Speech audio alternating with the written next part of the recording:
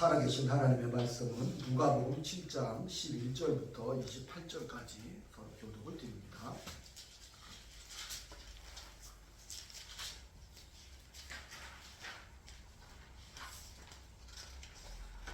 누가복음 7장 11절부터 17절까지 교독을 드립니다.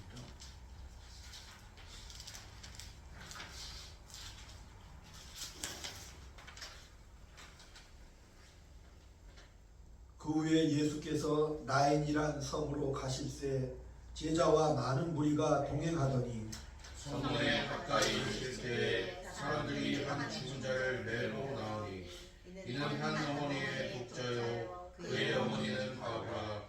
그 성에 많은 사람도 그와 함께 나오거늘 주께서 과부를 보시고 불쌍히 여기사 울지 말라 하시고 가까이 가서 그 관에 손을 대시니 맨 자들이 서는지라.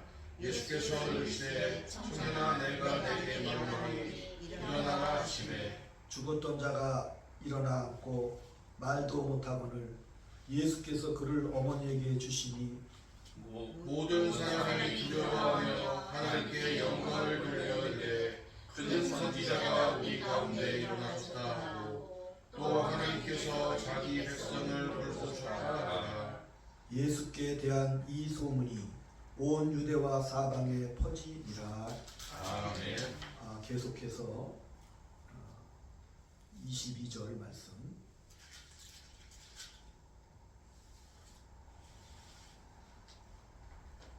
예수께서 대답하여 이르시되 너희가 가서 보고 들은 것을 요한에게 알리되 맹인이 보며 못 걷는 사람이 걸으며 나병 환자가 깨끗함을 받으며 귀먹은 사람이 들으며 죽은 자가 살아나며 가난한 자에게 복음이 전파된다 하라.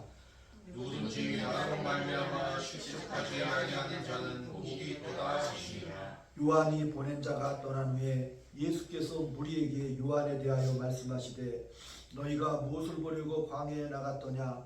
바람에 흔들리는 갈대냐? 그러면 너희가 무엇을 보려고 나갔더냐? 부드러운 옷 입은 사람이냐? 보라, 화려한 옷을 입고 사치하게 지내는 자는 왕궁에 있느니라. 그러면 너희가 무엇을 보려고 나갔더냐? 선지자가 올랴 내가 너희에게 이르노니 선지자보다 훌륭한 자니라. 보라, 내가 내 사자를 내 앞에 보내노니 그가 내 앞에서 내 길을 준비하리라 하는 것이 이 사람에 대한 말씀이라. 아멘. 아멘. 할렐루야. 아멘. 인사 나눕니다. 주의 사랑으로 사랑합니다. 주의 사랑으로 사랑합니다.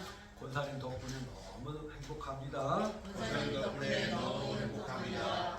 집사님 덕분에 너무 든든합니다. 집사님 덕분에 너무 든든합니다. 고백을 할까요? 하나님은 우리 아버지십니다. 하나님은 우리 아버지십니다. 예수의 보혈의 피로 깨끗하게 되었습니다. 예수의 보혈의 피로 깨끗하게 되었습니다. 하나님께서 우리를 예비하셨습니다. 아멘. 아멘. 오늘 그 누가복음 7장은 예수님께서 팔복의 설교를 마치시고 그 당시 유대인들이 원수처럼 여기던 백부장의 하인의 병을 고쳐주셨고 또 예수님께서 산상수훈에서 하신 그 말씀대로 기적을 행하시고 그 말씀대로 준행을 하셨다는 사실이 오늘 말씀의 중요한 내용이지요. 예수님은 내 원수를 사랑하고 또 원수를 선대하고 너희를 저주하는 자를 축복하라고 하셨는데 예수님께서 이제 그 말씀만 행하신 것이 아니라 그 말씀대로 행하셨습니다. 그래서 백부장의 종을 어떻게 해요? 고쳐주셨다는 사실이죠. 긍휼히 여겨주신 겁니다. 오늘 또 두 번째 기적의 이야기가 등장하는데 나인성 과부의 이야기가 등장합니다. 나인성이라는 그 도시에 죽은 과부의 아들을 우리 예수님께서 살리셨다는 사실이죠. 특별히 이 나인성 과부의 이 사건은 다른 복음서에는 없고 누가복음에만 나옵니다. 이 나인이라는 말은 그 성의 이름의 뜻이 기쁘다, 즐겁다, 아름답다 이런 의미를 갖고 있는데, 근데 그렇게 아름답고도 또한 기쁜 그 성의 이름과는 반대로 그 성에 큰 불행한 일이 일어나서 많은 사람들이 관을 메고 성 밖으로 장례를 치르러 나오고 있는 중이었습니다. 보니까 그 나인성의 과부의 아들이 죽었는데, 그 당시 과부들의 형편은 경제적인 자립도 안 되고 또 신분적으로 지금처럼 무슨 신분적인 그런 독립적인 존재도 아니기 때문에 인권이 보장되지 않은 그러한 아주 어려운 지경의 사람들을 과부라 그럽니다. 그래서 율법에도 뭐예요? 고아와 과부를 돌보라고 이렇게 말씀하신 이유가 너무 연약하기 때문에. 또 이 과부는 남편이 죽었고, 그 남편이 죽으니까 그 당시 사회적인 그 풍습상 이제 누구에게? 아들에게 모든 소망을 걸었을 거 아니에요. 근데 그 아들마저 죽었는데 본문에 보면 청년이라고 그랬어요. 청년이라고 그랬으니까 32전까지. 그러니까 막막한 것이죠. 이 과부들의 운명이 어때요? 경제적으로, 신분적으로 독립도 못하고. 그러니까 이 성경에 보면은 세리와 창기들이 꼭 같이 나오죠. 그러니까 이 여인들이 생계를 도저히 꾸려나갈 방법이 없으니까 창기로 생계를 꾸려가는 경우가 많이 있어요. 그러니까 죄인들을 나열할 때도 세리와 창기, 고아, 과부 불쌍히 여기라 이렇게 말씀하신 이유도 그들의 그 형편과 사정을 아시기 때문에 불쌍히 여기고 긍휼히 여기셨다는 사실입니다. 사회적인 약자라는 사실이죠. 또 예수님께서도 말씀하신 나는 고아의 아버지, 과부의 남편이라고 이렇게 말씀해 주셨습니다. 예수님께서 백부장의 하인을 고쳐주시고 나인성으로 가는 길, 지리적으로 보면은 한 25마일 걸린다고 그래요. 가버나움에서 나인성까지 가는 길이. 요즘 말로 하면 한 40km죠. 40km가 어때요? 적은 길은 아니죠. 제가 군복무할 때도 한 군인이 보통 먹으면서 이렇게 행진을 할 때도 40km 돌파하는 것이 그렇게 힘들어요. 한 하루에 군장을 메고 걸어가면 한 20km 정도 걸리겠는데 예수님께서 이틀길 정도 걸으셨는데, 이 누가복음에만 나오는 이 나인성 과부의 사건은 예수님께서는 다른 일을 그 나인성에서 행하시지 않고 뭐예요? 오직 누구만? 나인성의 과부를 목적 삼아서 가셨다는 사실입니다. 과부를 찾아가시는 것이죠. 또한 예수님의 제자들과 함께 이 나인성 과부 사건의 특징은 많은 사람들이 등장을 한다는 사실이에요. 예수님의 제자들, 옆에 있는 군중들, 다시 말하면 수많은 군중들과 함께 많은 사람들이 이 사건의 목격자가 되었다는 거지요. 그래서 12절에도 보면 장례 행렬이 밖에서 나오는데 많은 사람들이 나왔다고 합니다. 또 나인성 안으로 들어가는 사람도 많았다고 누가는 적고 있습니다. 왜 이렇게 많은 것을 누가가 강조를 했을까요? 이 사건의 목격자가 참으로 많다는 사실. 또한 뚜껑이 없는 관이 장례식 행렬에 나오는데 그 청년이 살아났다는 것을 갖다가 많은 사람들이 보았다는 사실이에요. 그래서 어떻게 해요? 예수님에 대한 소문이 이때부터 어마어마하게 퍼지기 시작한 거죠. 야, 나인성에서 죽은 자가 살아났다. 그래서 하나님께 영광을 돌렸다. 이렇게 누가는 적고 있습니다. 또한 이 나인성 과부 독자 사건의 특징은 이 청년은 과부의 독자라는 사실이에요. 그 다음 8장에서 나오는, '회당장 야이로의 딸도 무난동도 외딸로 등장을 하고 있어요. 또 누가복음 9장에 보면 귀신 들린 아들을 가진 아버지가 나오는데 그것도 외아들이 죽은 사실이에요. 그러니까 8장까지 쭉 보면은 아들이 죽고 딸이 죽고 또 하나뿐인 자녀가 귀신 들리고, 그러니까 여기서 뭘 강조하고 있어요? 그 부모의 마음이 얼마나 가슴이 아프고 찢어지는가. 자식은 부모의 아킬레스건이죠. 누구나 마찬가지죠. 누구나 그렇습니다. 내가 아픈 건 참을 수 있지만, 내 고통은 견딜 수 있지만, 자식이 죽으면 어떻게 해요? 가슴에 사무치게 되는 것이죠. 근데 그 자식이 죽었는데 정말 그 마지막 희망이었던 그 과부의 입장에서 남편 없이 장성된 아들을 바라보고 살았는데, 정말 새롭게 생활을 보기를 원하고 소망을 가지고 살았는데 그 어미의 슬픔이 얼마나 크냐라고 지금 강조하고 있습니다. 또 이 이야기의 중심은 어머니에게 지금 초점이 맞춰지고 있습니다. 한 어머니의 독자라고 했습니다. 근데 죽은 아들을 우리 예수님께서 살리신 다음에 어머니에게 그 아들을 주었다 이렇게 나옵니다. 어머니에게 뭐라고 그랬어요? 울지 말아라. 울지 말아라. 너무 슬피 우니까 우리 예수님께서 불쌍히 여기셨지요. 그 어머니의 그 눈물을 보시고 불쌍히 여기셨어요.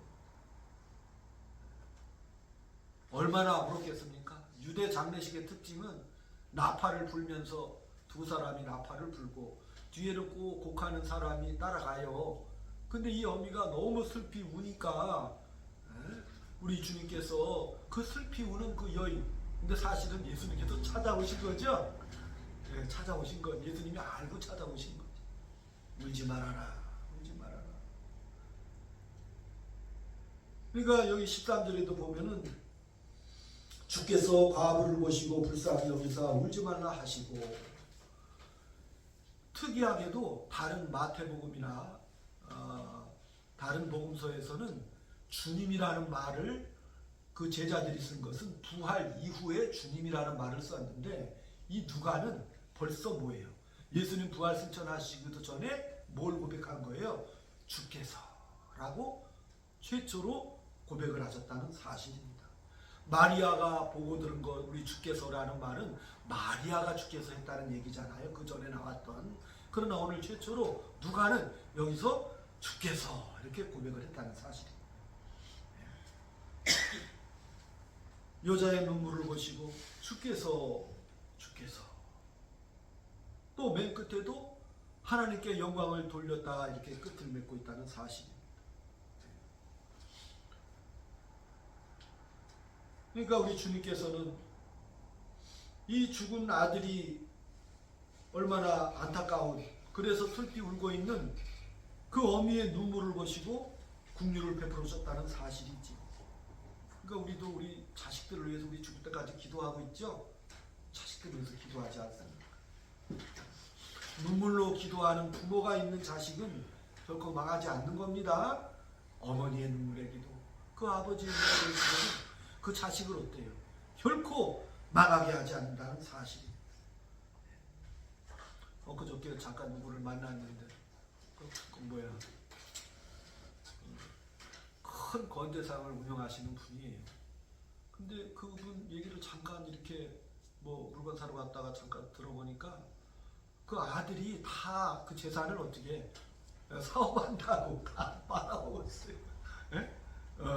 뭐 사업하고 자녀들이 그렇잖아요. 자녀들이 무슨 기반이 없으니까 뭐 무슨 사업을 한다 뭐 한다. 또 그렇게 해서 참 그 아버지까지도 부모까지도 그 어려움을 당하는 것을 봤습니다. 그러니까 그 아버지가 마음이 아프지만 그래도 그 자식이 잘 될 거라고 또 기도를 부탁하더라고요. 또 이 기적은 아무도 부르거나 요구하지 않았다는 사실입니다. 그 전에 백부장은 어땠어요? 백부장 자기가 청했죠? 자기가 청했잖아요. 간청하고. 또 백부장이 예수님의 그 권세와 능력을 알았지요. 믿음도 있었고 은혜가 뭔지를 알았다라고 지난번에 은혜를 나눴는데 이 백부장은 어때요? 권세자가 누군지를 먼저 알아챈 거죠. 그러니까 예수님 모실 필요 없어요. 이 정도 질병증은 말씀 한마디로 원격으로도. 그러니까 이 백부장이 얼마나 큰 칭찬을 예수님 앞에 받았습니까? 근데 오늘 이 과부의 특징은 뭐예요? 아무도 고쳐달라고 청한 사람도 없어요. 또 많은 주변의 사람들도 예수님 앞에 청탁을 한 일이 없습니다. 왜? 사람이 죽어서 나가는데 거기다 뭔 말을 하겠습니까? 이미 죽은 사건인데. 아무도 이 죽은 자식이 살아날 거라는 기대를 하지 않았습니다. 그런데 뭐예요? 놀라운 은혜가 임했다는 사실입니다. 은혜는 어디로부터 오는 거예요? 위로부터 오는 거죠. 은혜는 하나님이 주시는 겁니다. 그러니까 우리 예수님이 여인의 아들을 살리신 다음에 여인에게 주셨다고 그랬잖아요. 은혜는 그냥 받는 겁니다. 내가 몸부림쳐서 무슨 내가 능동적으로 삶을 살아서 받는 것이 아니라 은혜는 하나님께서 베풀어 주시는 것. 큰 은혜가 임했다는 사실입니다. 우리가 살다 보면 내가 기도 많이 해서 많은 은혜를 받을 때도 있습니다. 그러나 더 큰 은혜는 뭐예요? 내가 기대하지 않았는데 주시는 게 더 크죠? 그런 복을 누리시길 축원합니다. 저는 늘 우리 성도님들에게 정말 부탁드리는 게 뭐예요? 저절로 되어지는 은혜가 넘치시기를 기도합니다라고 했죠? 하나님의 은혜가 저절로 차고 넘치는 놀라운 은혜 받아 누리시기를 주의 이름으로 축원을 드립니다. 아멘. 기대하지 않았는데 나에게 쏟아져 내려오는 그 하나님의 높고 크신 은혜. 우리가 생명을 구해서 받은 게 아니죠. 여러분이 무슨 내가 맨날 몇 시에 어느 집안에 태어나자 그래서 태어난 사람은 아무도 없잖아요. 내가 원하지 않았지만 내가 몰랐지만 그러나 내가 태어난 것입니다. 그러니까 이 생명은 내가 원해서 태어나는 것이 아니라는 사실. 그러니까 욥이 무지막지한 고난을 받을 때도 뭐라고 자기가 고백했어요? 내가 차라리 부모에게서 나지 않았더라면 이렇게 자신을 저주했지요. 내가 모태에서 차라리 죽었더라면. 그러니까 우리가 시험을 들고 인생 험난한 고비를 맞을 때마다 차라리 내가 태어나지 않았더라면. 근데 태어나는 것은 내가 결정하는 게 아니기 때문에 이런 말을 하는 거지요. 생명은 내가 구하지 않았고 하나님이 주신 거니까. 그래서 우리가 뭐라고 그래요? 자살을 죄라고 하는 거죠. 생명은 하나님이 주신 거예요. 내가 막 태어나는 것이 아니죠. 하나님이 나에게 주신 겁니다. 마찬가지로 예수의 보혈로 새롭게 중생한 저와 여러분, 이 두 번째 거듭남은 내가 구한 것이 아니라 하나님이 나에게 선물로 주신 겁니다. 예수님이 나에게 찾아와 주신 거지요. 찾아오신 예수님, 따라합시다. 나를 찾아오신 예수님. 나를 찾아오신 예수님. 내가 하나님을 찾아서 믿은 게 아니라니까요. 하나님이 미리 아신 바 되어서 나를 찾아오신 거죠.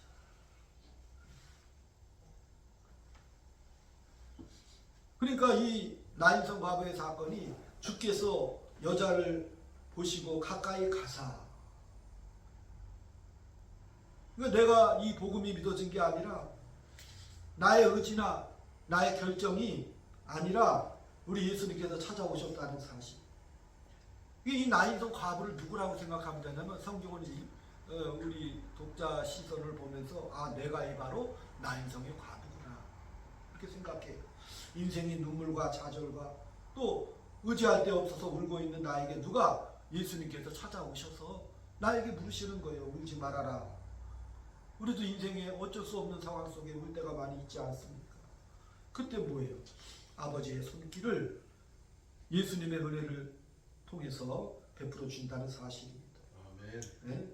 그러니까 돌아보면 내가 기도 많이 해서 여기까지 온 게 아니라 따라합시다. 나의 나된 것은 하나님의 은혜입니다. 하나님의 은혜입니다. 사실 은혜로 사는 거죠? 아멘. 은혜로 사는. 어제도 엊그저께 은퇴하신 목사님 만나봤는데 서로 대화를 나누는데 그 목사님 은퇴하기까지 목사님 솔직히요, 제가 고아로 태어나가지고 한 6번 정도 죽을 고비를 넘겼대. 그 목사님의 고백이. 그래도 하나님의 은혜로 무사히 은퇴하게 돼서 참 모든 것이 은혜입니다. 아멘. 은혜입니다. 이렇게 고백을 했어요. 내가 믿고 거듭난 것도 하나님의 은혜라는 사실이고, 내가 살아왔던 지난 모든 날들도 하나님의 은혜라는 사실입니다. 그러니까 이 사건을 통해서 내가 은혜로 살아가는 하나님의 자녀구나. 그러니까 앞으로 주신 은혜도 많이 있겠죠. 지금까지도 은혜인데 앞으로 나에게 이 베풀어 주실 하나님의 크신 은혜가 얼마나 많을까를 생각하며, 그래서 우리가 늘 예배 시간에 웃으라고 그랬죠. 우리의 운명, 우리의 가는 길을 누가 아셔요? 우리 주께서 아시는 거죠. 그 놀라운 사실이라니까요. 어느 신학자가 이 나인성의 사건을 두고 예수님의 생명의 물결이 그 성 안으로 들어가고 계시고, 또한 죽음의 장례 행렬이 문 밖에서 나오고 있는 접촉점이 바로 나인성 과부의 사건이다. 질병과 고통으로 사망으로 죄로 말미암아 죽을 수밖에 없었는데 생명 대신 예수님께서 물밀듯이 그 성 안으로 생명의 파도가 밀고 들어갔다라고 하는 신학자가 그렇게 고백을 했습니다. 하나님의 나라가 뭐예요? 하나님의 나라가 죽음, 질병, 고통, 아픔이 없는 것이죠. 우리 예수님께서는 이제 누가가 그걸 적고 있는 거예요. 예수님의 권세가 있으신데 이 권세는 질병을 고치신다, 앉은 자를 일으키신다, 눕는 자를 뜨게 하신다, 죽은 자를 살리신다. 또한 사망 권세 이기신 그 예수님께서 나중에 저와 여러분이 우리 하나님 앞에 딱 섭니다. 백보자 심판 앞에 누구나 다 써요. 예수 안 믿는 자들도 부활해서 쓰죠. 저와 여러분도 그 하나님의 심판대 앞에 쓰죠. 그때 누가 등장하셔요? 승률 100% 위대한 변호사 우리 예수님께서 우리를 변호해 주시겠죠? 아버지 하나님의 자녀입니다. 아버지께서 명하신 예수의 피로 말미암아 거듭난 하나님의 자녀인가라고 승률 100% 지상 최고의 변호사께서 저와 여러분을 변호해 주셔서 영원한 그 나라에 하나님과 함께 안식하도록 그 권세를 가지신 분이 누구시라고요? 예수님이십니다. 아멘. 예수님이십니다. 그래서 이 누가는 이 사건을 통해서 이 아들을 잃은 이 과부가 비록 그 현장에서 울었지만, 그러나 우리 예수님께서 설교하신 대로 우는 자가 나중에 웃으리라는 말씀을 여기서 실현하셨다는 사실입니다. 지금도 마찬가지예요. 지금 우리가 울고 때로는 아픔도 있고 해결 안 된 문제 때문에 얼마나 많은 고민을 합니까? 그러나 웃게 된다는 사실을 믿으시기 바랍니다. 왜? 생명의 주님이 어떻게 나를 찾아오시기 때문에 그렇습니다. 나를 찾아오셔서 나를 붙잡아 주신다는 사실입니다. 그때 우리는 뭐를 하면 되는 거예요? 주님, 저 여기 있습니다라고 고백하시면 돼요. 주님, 제가 여기 있습니다, 이렇게 고백을 하시면 돼요. 왜? 이 신앙은 능동적인 것이 아니라 수동적인 겁니다. 아버지가 은혜를 주시고 또한 베풀어 주시고 또 여인의 아들도 고쳐서 어머니에게 슬픔을 당하는 어머니에게 주시고, 이 놀라운 하나님의 은혜를, 그러니까 우리가 이 땅을 살면서 때로는 절망하고 힘이 없는 것도 괜찮습니다. 사도 바울은 뭐라 그랬어요? 우리의 약할 때 주님의 능력이 나타난다고 그랬죠? 연약할 때. 그게 믿음의 비밀인 것이지. 로마서 5장 5절에도 보면은 소망이 우리를 부끄럽지 않게 하려고 하셨다고 그랬잖아요. 소망이. 그러니까 우리가 이 땅에 살면서도 하나님의 영광을 바라고 즐거워하면서 지금 고난 중이라도 소망으로 말미암아 우리를 하나님께서 부끄럽지 않게 해주신다는 사실입니다. 생명의 주님께서 우리를 찾아오시기 때문에 그렇습니다. 왜냐하면 하나님은 저와 여러분을 먼저 택하시고 만드신다는 사실을 믿으시기 바랍니다. 하나님은 계획이 있으시다고 그랬잖아요. 하나님 늘 계획이 있으셔요. 그래서 먼저 우리를 택하시고, 그러니까 창세전에라는 말이 그 말이죠. 먼저 저와 여러분을 이렇게 택하셨다는 거예요. 작정을 하셨다는 거죠. 그러니까 그리고 만드셨기 때문에 저와 여러분이 부족하다고 느껴 하나님 나 주의 일을 감당하지 못하고 힘이 없고 연약합니다. 내가 다 준비되면 일하겠습니다. 그거 교만입니다. 어떻게 인간이 준비가 되겠습니까? 내 인생의 주인은 누구셔요? 나를 먼저 부르시고 택하시고 작정하신 하나님이시죠? 아멘. 그러니까 하나님이 내 인생의 주권자가 되셔서 내 인생 앞길을 인도하시고, 그 일은 결국 누가 이루시는 거예요? 내가 하겠다 이렇게 말씀하시는 거예요. 우리 인생을 통해서. 그러니까 성경에 등장하는 인물들 다윗이나 모세나 처음에 아주 연약하고 부족한 모습이 많이 등장을 하지요. 근데 그걸 왜 이렇게 기록을 해놓으신 거예요? 하나님께서 이끌어 주시겠다는 말씀을 지금 그렇게 하신다는 사실입니다. 그래서 아버지의 구원의 계획과 뜻과 목적에 의해서 준비되어 저와 여러분이 보냄을 받은 자 되었다는 사실입니다. 그러니까 아까 우리가 세례 요한의 예를 7장 28절부터 말씀해 주셨는데,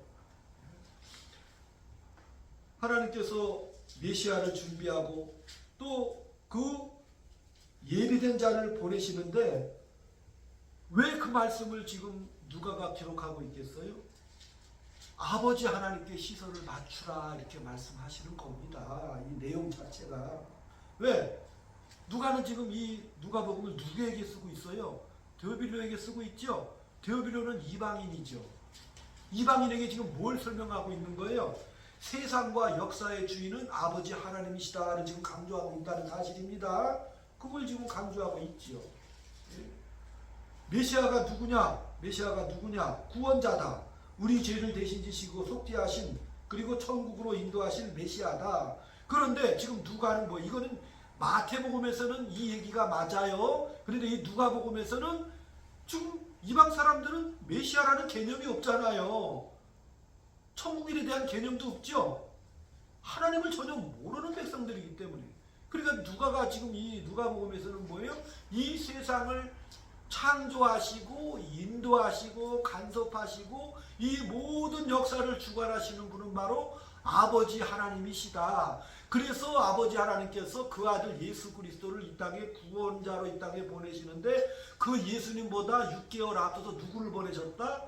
세례 요한을 보내셨다라고 지금 강조하고 있는 거죠. 그러니까 우리가 이 사실을 모르면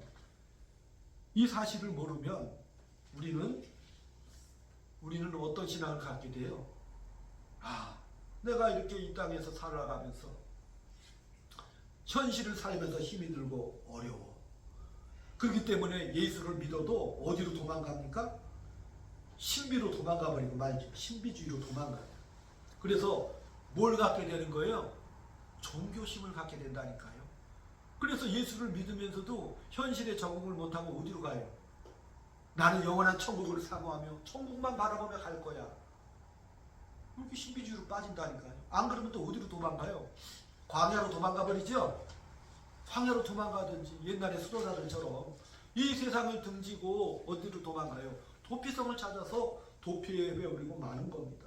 때로는 요즘 신앙에서도 무슨 영성주의라고 해서 내가 어떻게 하면 이 말씀을 깨닫고, 쉽게 말하면 내가 수련을 많이 해서 영성생활을 많이 해서 득도해서, 지금 제가 이렇게 말하는 모든 것이 이단 사상입니다. 내가 수련하고 무슨 영성을 깨우쳐서 하나님의 깊은 어떤 그런 도달하는 게 아니라 저와 여러분을 누가 인도해 주시는 거예요? 성령께서 인도해 주시는 거죠? 아멘. 주의 말씀을 통해서 성령께서 인도해 주시는 거예요. 그게 올바른 신앙이라니까요. 내가 어떤 깊은 영성을 깨달아서, 내가 어떤 도를 깨우쳐서, 전혀 아니라니까요. 우리 예수님도 무슨 도를 깨우쳐서 이 땅에서 말씀을 전파하시는 게 아니죠. 위대한 위인이 아니라니까. 예수님이 물으시잖아요. 너는 나를 누구라고 하느냐? 하나님의 아들이십니다죠. 하나님이 보내서 오신 분이라니까요. 이 땅에서 뭘 깨달아서 그 도를 전파하신 것이 아니고 아버지의 뜻대로 이 땅에서 오셨다는 사실을 우리가 알아야 되는 거예요. 그렇기 때문에 우리가 도피성을 찾아서 신비주의를 찾아서 도망가는 그런 사람이 아니라, 만약에 그렇게 된다면 우리의 신앙은 절름발이 신앙이 될 수밖에 없어요. 예? 왜? 내가 살아가는 이 현실과 내 인생과 역사하고 나아가는 아버지랑 아무 관계가 없으면 우리가 무슨 힘으로 살아가요? 그래서 데오빌러가에게 예수가 누구신가? 세상과 역사의 주인이 있으시다. 예수님을 보내시고 6개월 먼저 앞서 보낸 세례 요한이 있다. 세상은 우연에 의해서 끌려가는 것이 아니라 철저한 하나님의 계획 속에서 이루어진다는 것을, 메시아를 보내고 앞서서 세례 요한을 보내고 그 이전에 창세기 22장까지 우리가 올라가야 되겠죠. 하나님께서 믿음의 조상 아브라함을 부르시죠. 그 아브라함을 부르셔서 뭐예요? 예? 내가 너로 복을 내리겠다. 내가 축복하면 축복할 것이고 저주하면 저주할 것이고 이 땅의 모든 족속의 믿음의 조상이 될 것이다라고 그렇게 우리 하나님께서 미리 불러주신 것이죠. 그래서 그 약속을 이 땅에서 하나님 아버지의 계획대로 실천하시고 지켜주시는 것이죠. 그러니까 이 세례 요한이 등장한 것은 마태복음 3장에도 보면 세례 요한이 그 유대의 그 바리새인들을 보고 뭐라고 그랬어요? 이 독사의 자식들아, 너희들이 이 예수를 찬양하지 않으면 뭐예요? 이 바닥의 돌들로 하나님을 찬양하게 하리라. 이게 무슨 말이냐면 그 당시 바리새인들은 예수님을 믿지 않고 인정하지 않고 어떻게 했어요? 오직 육신적인 아브라함의 자손들만이 하나님의 자녀다라고 굳게 믿고 있었죠. 그러니까 세례 요한을 보내서 그들을 꾸짖으신 거예요. 이 독사의 자식들이라고 꾸짖으신 거예요. 왜? 이 땅에 예수님이 오신 것은, 오늘 이 이방인에게 이 서신을 쓴 것은 뭐예요? 이 온 세상과 우주의 역사의 주인공이 누구시다? 아버지 하나님이시고, 또한 그 아버지 하나님께서 그 아들 예수 그리스도를 창세기 22장의 그 약속 따라서 이 땅에 보내주신 분이 바로 예수님이시다.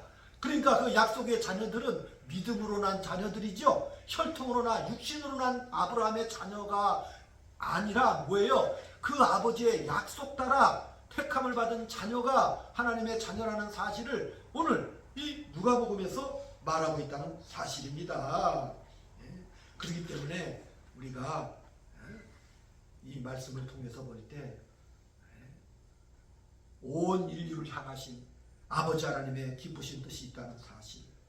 그래서 우리가 이 땅에 살면서 우리가 못난 인생, 그러나 우리가 좌절하고 절망하는 그 죄와 사망에서 허덕이는 우리 인생, 그러나 그리 태어난 우리 인생이 뭐예요? 하나님의 자녀라는 거룩과 충만과 영광으로 부르시는 아버지 하나님의 기쁘신 뜻이 먼저 있다는 사실입니다.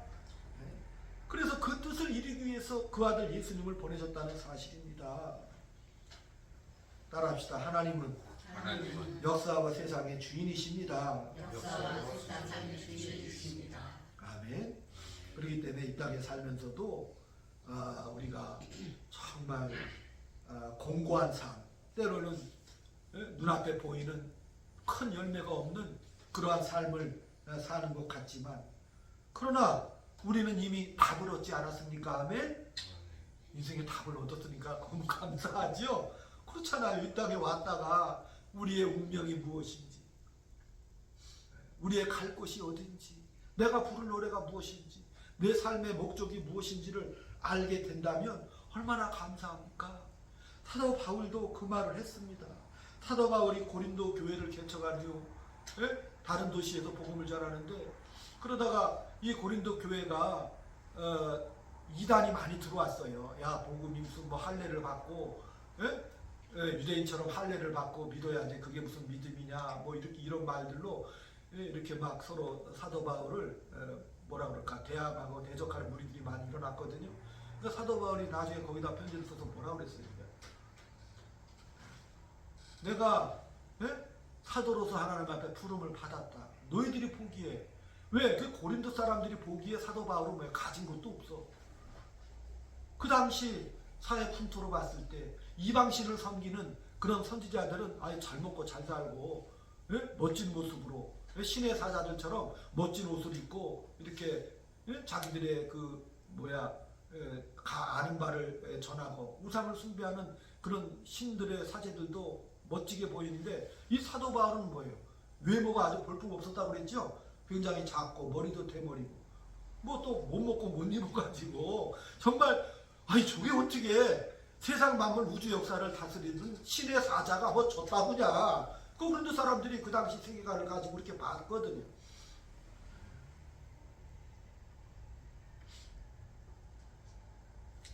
그러니까 그런 사람들에게 사도 바울이 세상의 주인이 바로 하나님이시고 그 하나님께서 예수님을 이 땅에 보내셨다는 사실로 우리가 인생의 답을 얻지 않았느냐 이렇게 지금 답변하고 있다는 사실입니다. 그 답을 누가 주신 거예요? 아버지 하나님께서 주셨다는 사실입니다. 왜? 우리 육체가 고통당하고 또 우리가 세상에 필요한 것들을 구하고 안타까워서 좌절하고 절망할 때가 있습니다. 그러나 인생에서 제일 무섭고 두려운 것이 뭐예요? 영혼의 갈증이죠. 영혼의 갈증이 제일 무섭습니다. 지난번에 그 인천대교에서 안타깝게 자살하신 그 김진이라고 중앙일보 논설위원이 계시다고 했잖아요. 근데 나는 그분이 유튜버를 하시기에 가난한 줄 알았어요. 보수적인 시각을 가진 분이신데 나중에 그 사람 이게 보니까 300억이 넘어 재산이. 네, 주식도 많이 가지고 계시고 가진 재산도 많으시더라고. 근데 그런 그분이 왜 인천대교에 뛰어내리셨을까? 그리고 마지막 유서를 보면은 하나님을 믿는 예수 믿는 흔적은 없더라고요. 그러니까 사람이 제일 무서운 게 뭐예요? 영혼의 갈증이죠?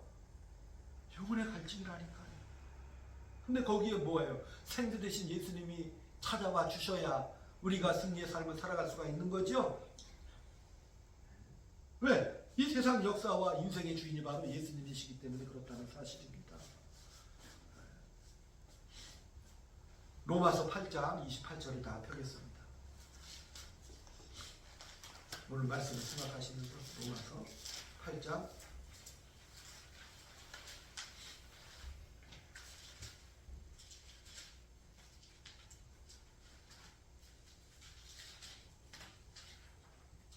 로마서 8장 28절 시작.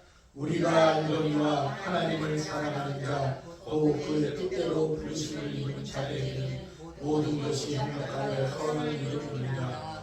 하나님이 미리 아신 자들을 또한 그 아들의 형상을 본받게 하기 위하여 미리 정하셨으니 이는 그로 많은 형제 중에 마다들이 되게 하려 하시니라. 또 미리 정하신 그들을 또한 부르시고 부르신 그들을 또한 의롭다 하시고 의롭다 하신 그들을 또한 영화롭게 하셨느니라. 아멘. 오늘 말씀을 보면 하나님께서 역사와 세상의 뜻을 가지고 계시고 계획과 목표를 가지고 계신다는 사실을 말씀하고 있습니다. 저를 보시고 우리 장로교는 예정론이라고 그러잖아요.